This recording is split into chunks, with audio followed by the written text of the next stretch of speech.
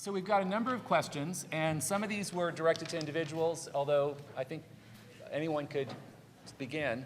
The first one, what suggestions do you have for clinicians with regard to more effectively keeping clients with significant memory problems, keeping them in treatment? Suggestions for keeping patients with memory problems in treatment. And can we get this? Well, I would start out by saying that it's important to to acknowledge that they're there, the memory problems, and I feel like, not validating that, something that came up earlier, can be problematic. So, not acknowledging that and not validating that that is an issue for somebody is, I think, the first step there. But I don't know if others have experience with this. For my part, as the psychiatrist, I only have to say, people will forget what you say, but they won't forget how you made them feel. So if you show respect, empathy, they'll come back.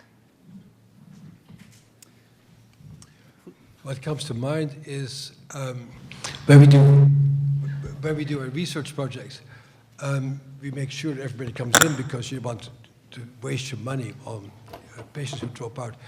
And we always call people the night before. I give people a lot of bits of material, a lot of reminders, concrete pieces of evidence, stuff like that. There is an iPhone app, actually. It's called My Chart Support that tracks all your appointments and lab data. And actually, some hospitals, like the Yale New Haven Hospital, can be synced with this particular app. Please address why children who are adopted seem to have a higher prevalence of BPD. Is it connected to their belief that biological parents abandoned them? Is this disorder genetic but complicated by environmental issues? So several questions in there, beginning with adoption. Thoughts or comments about the experience of adoption on BPD or perhaps complex trauma related? Actually, there were about 5 people asking a question like that right after my presentation. I see what you see. I see what you notice. I don't know. I've heard people talk about the injury of being a person who deep down feels unwanted. That may be true. I wouldn't know. It may be that there's a lot of genetic loading in an adopted population. But I certainly don't have the answer to that, and I think one needs to do pretty good literature search to come up with a good answer for it. Do you have any thoughts? I would just point people towards Caspi and Jack Hoffman's research about the fact that not only genotype matters, but also the exposure to environment, and sometimes people who get adopted, they get into good families and they can mitigate the effects of whatever genetic load they may have.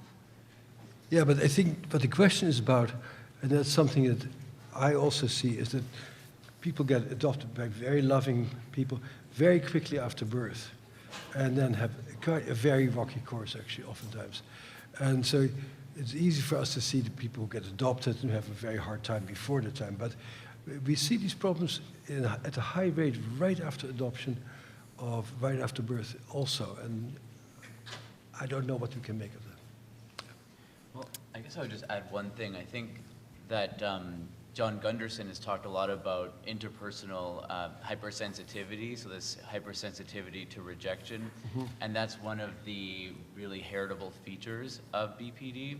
And so I wonder if, there's something about that and becoming aware, that you were adopted, if there's some kind of interaction there. But I guess I would point to this idea of rejection sensitivity as being a really core feature of BPD that is actually quite heritable. I have another association as you're talking. I saw a patient who was adopted, and then she discovered her birth family at age 45 or something. And she walked into the home of her siblings, never having met them. And she said, I'm at home. There was something about the rhythms of the bodies of the people who had the same genes as they did. That was similar. And I can relate to that. When I see my brothers, I see so many funny gestures that they make and ways of giggling and laughing that fits with my funny way of doing things. And I think we have these biological rhythms that I'm actually fascinated by because they get so hurt by trauma, that really make us feel comfortable with some people and not by others. And maybe there is something on the level of the biological rhythms of being adopted by people who have very different biological rhythms because they don't share your genes with you, that makes that rhythmicity more difficult. It's just a hypothesis. There's a question about working with reading deficits. Would anyone comment on treatment when there's reading deficits? With our work, we assume that the person doesn't read. And so, although it looks really heavy on handouts when you look at it, we really don't rely on handouts all that much. It's really about process and talking and dialogue and that sort of contextual experience between people is really where the bulk of the work is. But for new learners of the skill system, it's helpful to have the handouts. But I think as trainers or skills coaches get better at it, it's really much more of an interactive process and really less reliant on reading. Okay. We have a question here. Could the memory recall issues be related to the PTSD and anxiety? If so, should the focus be the consistent quelling of anxiety with grounding, centering techniques?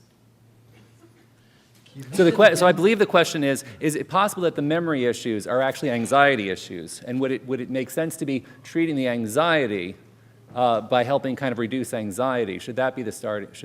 Could that be affecting these memory? I think that's where the question's going. Comments on that, on treating the anxiety to help with memory? I think the answer is yes. Okay, next question.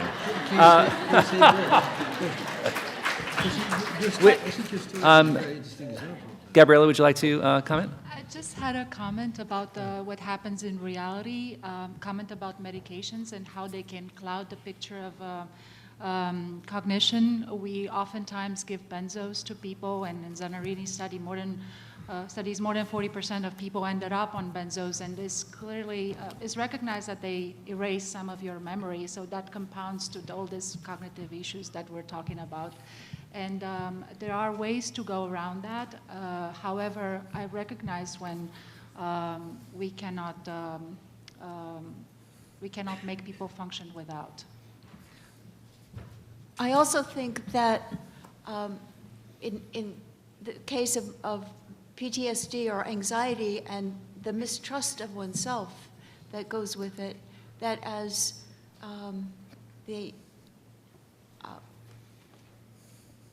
addressing the anxiety enables more memories, and then affirmation of some way of validating the memories reduces the anxiety. Okay. On a similar theme, does revisiting trauma necessarily mean recalling actual memories of the trauma, or can treatment be effective without remembering or revisiting details from trauma? So it's kind of, is it important, I think the question is kind of, is it important to get at whether it's real memories? Is it necessarily important to deal with stated memories? I have two parts to that.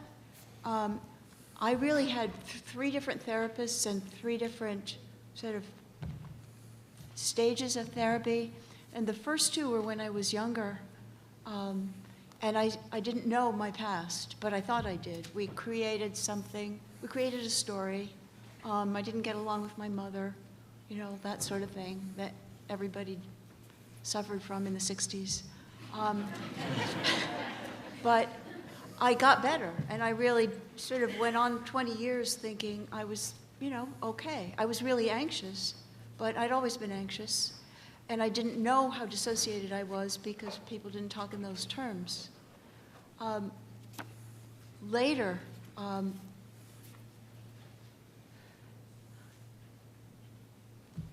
most of the memories initially were physical. I didn't, I think the shock treatment did have consequences for my memory, but it didn't change what was in my body. And once I read the records, my body went crazy, and I carried all of those, that information.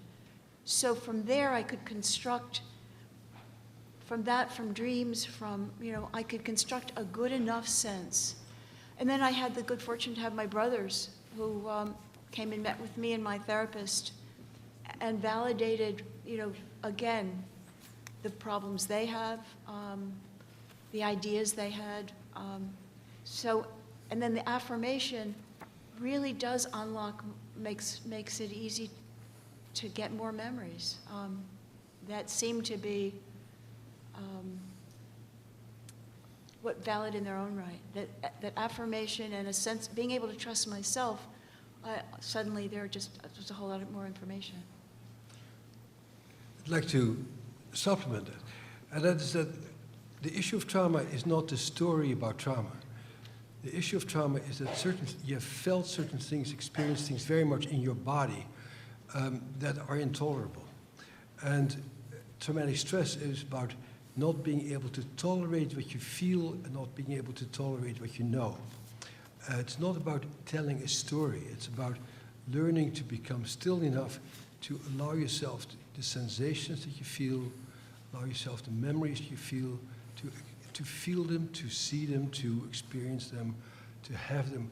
But it's not about telling other people that story. It's really allowing yourself to know what up to now has been unbearable to know and to sense what's been unbearable to sense. And for example, in EMDR, I would hardly ever go into stories. In much of the treatment I do is very quiet. And people really go into themselves and allow themselves to sort of notice, see, remember, experience themselves back then, what it's like for them right now. But there's not much of a story. And whether what is true or not is actually totally irrelevant, because it's really coming to terms with yourself and your own internal experience, basically. Has anyone looked at changes in neuropsychological functioning deficits after a long period of DBT? The person also asks about meditation affecting cognitive functioning. So, as a neuropsychologist here, I guess I'll talk about this. As far as I am aware, there aren't any studies of this just yet, and this is something that we're looking at right now in my laboratory. Actually, this Thursday we have one of our first few people coming in after 6 months at least of DBT, and this is something that we're interested in. And I'm very curious to see what the results might be. I'm suspecting that attention and possibly memory is what we'll see improving through DBT, but I'm not 100% sure. So I guess keep an eye out for this, and hopefully it'll be out in the next year or two, the results of this. There's an emerging literature on the effect of meditation on brain functioning, EEG, brain activation, some neuropsych. Much of that work is being done by my colleagues in Charlestown, Massachusetts, Britta Hutzel, Sarah Lazar, and again, that will be presented at that conference that I'm trying to get you all to come to at the end of the month. Are problems with mentalizing, thinking about mental states of self and other, a cognitive deficit of borderline personality disorder? Is that a neuropsych? So it's a question, are problems in mentalizing, thinking about mental states of self and other, so out of mentalization, is that a cognitive deficiency? Does that fall into kind of our theme of this conference? I think that's the question. Is this a neurocognitive deficit not to be able to think about states of self and other? Would anyone comment on that? We seem to have. Okay. So I like to call it a social cognitive deficit because, whether we want to, we may not realize it, but, you need cognition in order to be able to navigate social interactions. So it's really a joint process, social and cognitive functioning. And the types of neuropsychological functions that I talked about are actually related to how well somebody is able to mentalize or understand another person's mental state. And so some of the research that my graduate student has done, as I mentioned earlier, has shown that in BPD there are difficulties with understanding certain mental states and deciphering somebody's facial expressions. If you think of what goes into figuring out whether somebody is happy or sad, it really involves a very sophisticated, coordinated set of cognitive functions to be able to see, is the mouth, is it, where does it stand relative to the nose and the side of the face? So what I would say is social and cognitive, and I would say that there is good evidence that that there are deficits in this function in BPD. I just wanted to add one thing about folks with intellectual disabilities, that part of the problem is when you can't establish a good communication with someone, it's really hard to evaluate that, the social component of it. And so I think it's really important,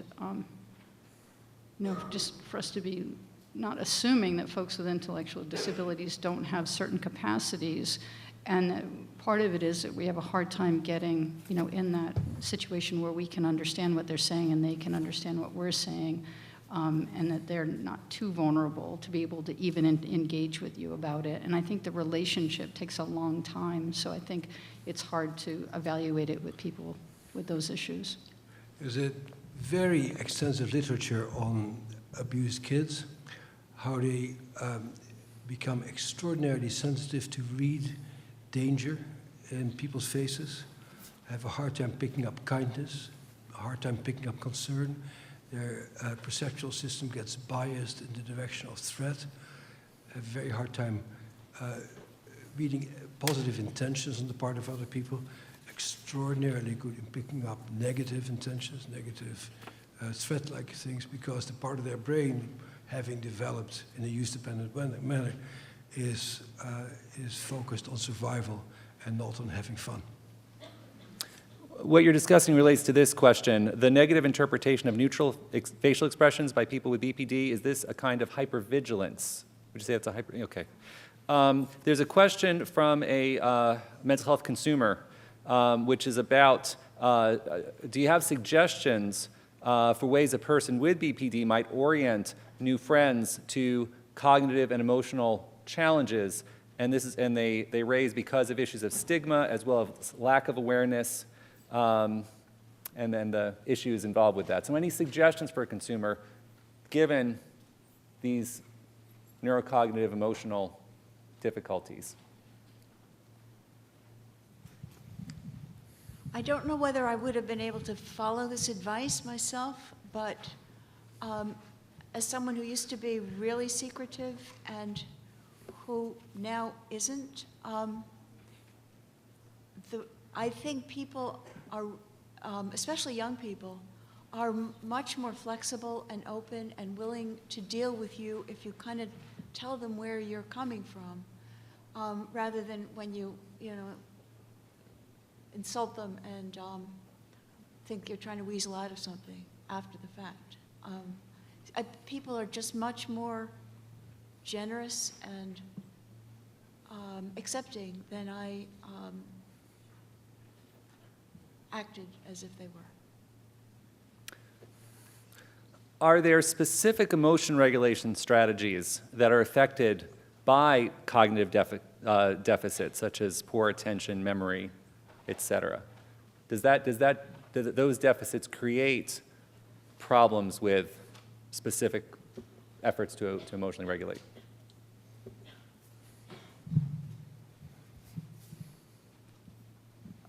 I think that it's harder. People have some verbal problems, sort of being able to enact skills, people that have intellectual disabilities, and so it's more challenging for them to sort of be able to get themselves to use certain skills.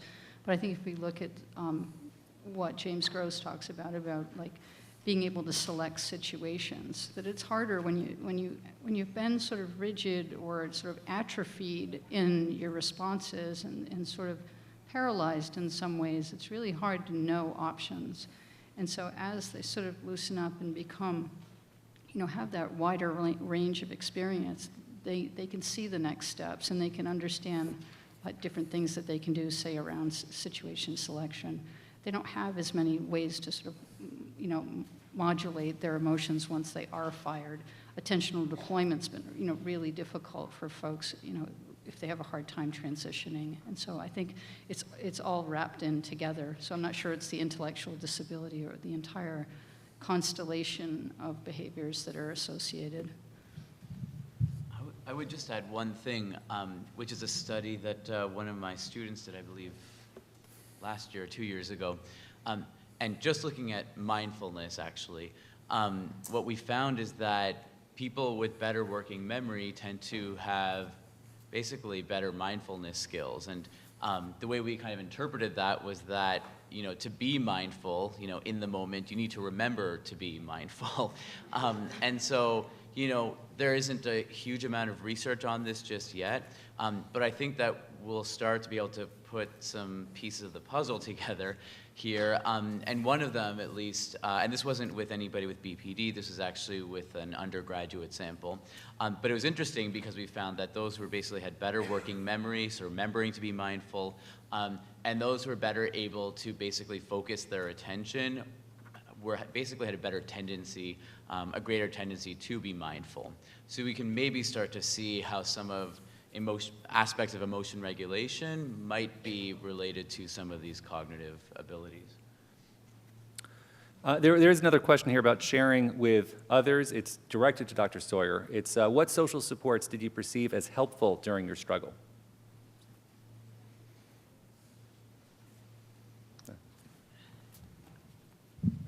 I guess I'm not sure which struggle you're talking about, but most recently, when I read the records and I was really, at times I was really frightened about myself and worried I was falling apart, yet I was keeping it all a secret because I was afraid not to. So I had my brothers, and I had my husband and my therapist, and an enormous support were my former therapists, who very much were interested in what was happening and very supportive. And we talked about how they had no idea what had happened to me either. We never addressed that. And also, I had a few friends that I had confided in. Thank you. There's a question here. It's addressed to Dr. Vanderkook, although others might also want to speak to it. What are your thoughts regarding dissociative episodes as a kind of emotional coma or survival tactic of the brain? Oh, it is a survival tactic. And it is, your brain gets overloaded and you space out and you disappear. That's how the brain survives, how actually a lot of us survive. So it's definitely a survival tactic. What's the other part of the question? That's essentially it. They gave it two terms, but a survival tactic. Yeah. Survival tactic.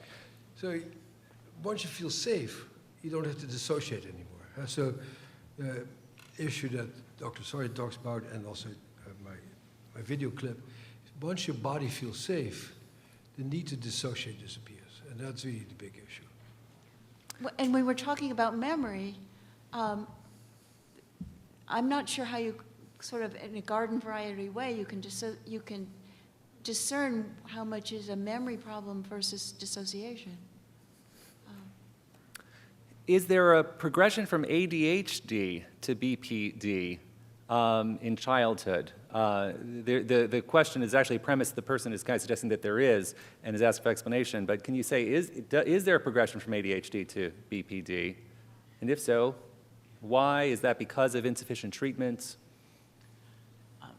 I'm not sure really why, but if you turn back to my slides, I Okay, talk that was about, there. Okay, yeah, apologize.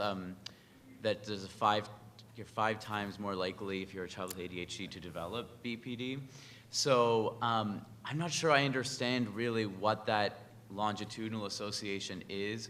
And I was talking about this with somebody earlier, but when we go back to the history of borderline personality disorder and thinking about cognitive dysfunction, what was often talked about in the past was that that perhaps children with what they used to call minimal brain dysfunction have difficulties with attention and learning, and that the way that their personality develops over time and kind of adapts to or adjusts to those difficulties, cognitive difficulties, might be what we now call borderline personality disorder. But I've never seen any longitudinal studies that really link the two. So it's a good question exactly how that happens, but there does appear to be a link at least. The question is predicated on the notion that these things actually exist. Tom Insel, who runs NIMH, I was going to go into that, I had made this choice whether to show you this movie or talk about the controversies about this. So Tom Insel, the head of NIMH, just decided they don't exist. And they're throwing out all of these diagnoses for research purposes because they won't get us anywhere. And so what you see, if 87% of borderline personality disorders people have DTD, then we can go to the trauma literature, which is voluminous on the subject, and the majority of traumatized kids meet criteria for ADHD. They also are dissociated. They also have oppositional defiant problems. On average, the kids in our network meet between 5 and 7 different supposedly independent diagnoses. But of course, Tom Insel said, no, there's not independent diagnosis. These are all categories that overlap with each other. And that's why the sooner we get rid of this current diagnostic system, the better everybody is off. I just had a comment for the people who prescribe medications in the audience and for people who may receive them, is that the overlap is so huge, and turns out that people who have ADHD in their adulthood, because it doesn't disappear just like that once you turn 18, they get poor care in terms of getting stimulants or getting appropriate ADHD medications. And this is because of misunderstanding, because of misdiagnosis. A lot of people may believe that they have bipolar and hence stimulants would be contraindicated for some reason. So my point would be for the prescribers in the audience to make a trial. You may actually see that people who are all over the place with racing thoughts calm down beautifully when they get stimulants. And I would suggest to set clear goals, sleep to get better, homework to get better, and follow them and give it a try. Not discard this just because, oh, they may get revved up and such. Another very useful clue would be their drug of choice, because we also have the comorbidity with substance abuse, and people who have ADHD would self-medicate with cocaine, and they would say, oh, that makes me mellow, that's funny. Everybody else says that I'm getting hyper and jittery, but for me, that makes me mellow, and I fall asleep afterwards. That would be a clue that this person actually has ADHD. There are some more questions specifically on the treating ADHD with medication. Is there a danger of interactions if there's other medications on board?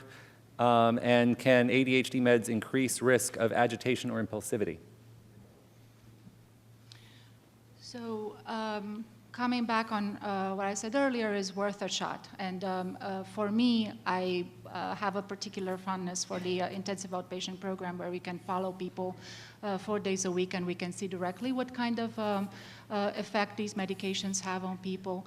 But it's amazing to see how they calm down and they focus. In terms of interactions with other medications, always there's this risk of adrenergic stimulation. However, I found it in theoretical. I work in emergency room, I work in every setting you can imagine, and I do not see this kind of reactions that people describe in a book. So I say again, it's worth a shot. In terms of safety, there was in 2009 a huge review, a meta-analysis that shows that mixed salts are extremely safe, and actually Ritalin, even in older folks, has a protective cardiac effect. You go figure.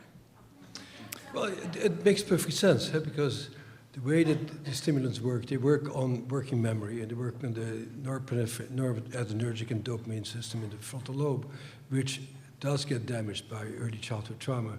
And so people who take these medications, by and large, do concentrate better, they pay better attention, and have better working memory. It'd be interesting to do a DBT study with on and off Ritalin, I think would be a very interesting thing to see how well this collaborates.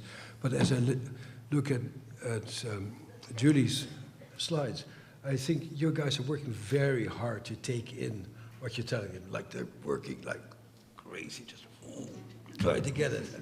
And I wouldn't be surprised if a little stimulant would help them to get it better, to grasp it better. There was a mention of dual diagnosis. We have a question, when there is substance use and BPD, is it most helpful to take a dual diagnosis approach or to treat the substance use first and then the BPD? We may never get to treating BPD.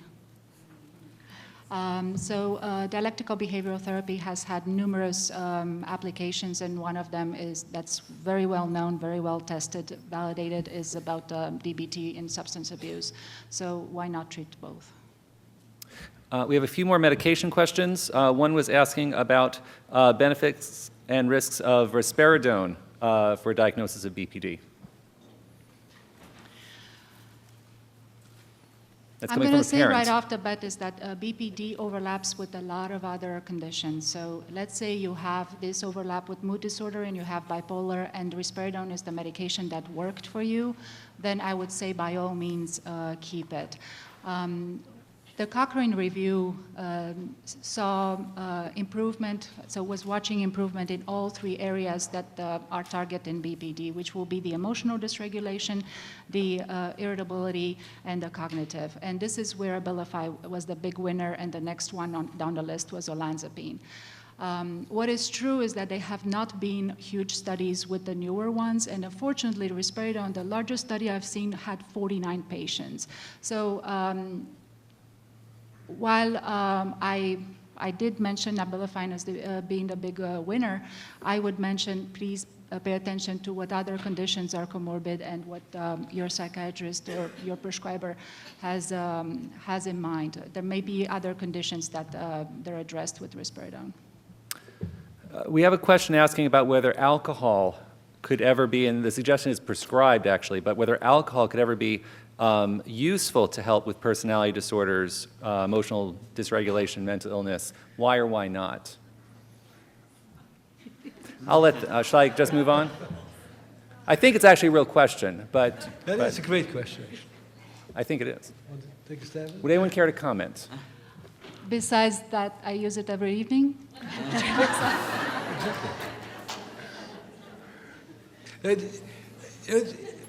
People use alcohol for modulation. Every culture does it. Every part of the world does it. It allows us to get into altered state of consciousness in a fairly legitimate way. And it's good for people to let their defenses down, to have fun, etc. Of course, alcohol also, throughout the centuries, if you read the Iliad, you'll also find it, has served as the primary treatment for post-traumatic stress. And when Congress approved the extension of the benefit of the tours of duty abroad for the combat soldiers, I know, okay, that will make another bunch of alcoholics, because with every tour of duty, you make another very large number of alcoholics, because that's the way people treat their PTSD. And it works a little bit until it doesn't work anymore. And that is what we live with in reality. So to be rigid about it and say, no, it's never useful, is not good. But the population that we are talking about tend to go overboard and get addicted because they are so dysregulated, so they keep trying to desperately try to get in control over themselves. So just to mention that there are very good prospective studies that have shown clear benefit of moderate alcohol consumptions for other diseases, like prevention of stroke, for instance. In the physician study, they say that is decreasing by 25%, so you may say, if I drink 4 times as much, then I'll never get a stroke, right? The idea is that even when it's clear evidence, people have been extremely reluctant to recommend it for these reasons. That becomes quickly a slippery slope. We have a pair of questions here. One is about, given the cognitive deficiencies or problems in BPD, what would you think about more somatically oriented treatments versus more cognitive behavioral treatments? There's another question asking about art therapy for improving visual memory performance. So I'm wondering about art therapy. I know Dr. Vanderkolk, you're also looking at yoga studies. I don't know if that might be another example of a somatically oriented, thinking beyond medications. But any comments on those sorts of more physical, somatic? Well, we got funded by NIH to study yoga for post-traumatic stress disorder, and have a very large yoga program. And I think yoga is the drug companies can be very generous with young psychiatrists. So I did a lot of drug studies over the years, and our yoga studies are at least as effective as any drug study I've ever done for PTSD. It's very helpful. You really learn to regulate yourself. It changes your brain. It changes the parts of the brain that I sort of was referring to briefly over there. And it changes your self-regulatory system. So there is something about our culture, which I would like to call a deeply alcoholic culture, namely that the only way that we really teach each other, the world, the kids, our patients, to modulate their emotional arousal is with alcohol. We have a very profound alcoholic background. And I think medicine is very sort of a post-alcoholic specialty where people think that if you're out of control, you have to take a drug to put you back on control. And of course, there's other cultures, like in India and China and Japan, where people have long traditions of self-regulation. And having spent time in all those places, we have learned several of these methods, and they're very effective in treating physical dysregulation issues. And they're very worthwhile alternatives to drugs and getting hooked on drugs. I'd like to thank our panel, and I'd like to thank everyone for participating in today's conference. I'd like to mention just a few themes that came up that I'm walking away with in terms of how our various presentations spoke about not being too attached to some of the various labels that we end up with. Even though we're a borderline personality disorder conference, it seems that there's a lot more commonality to problems in living that we try to treat, and that we can get into trouble if we get too attached to some of our methods, and that I think there was a lot here speaking to flexibility in that. I also want to specifically highlight within our theme the important role of trauma. While that may not be an only explanation, clear evidence that that can be an explanation for problems that can occur in cognition, as well as highlighting some of the work from our last presentation in terms of assessing the cognitive load of the interventions we're attempting to do, and the importance of being mindful, attending to that, and factoring that into interventions. I thought that was a particularly useful message to walk away from. Thank you very much for being here.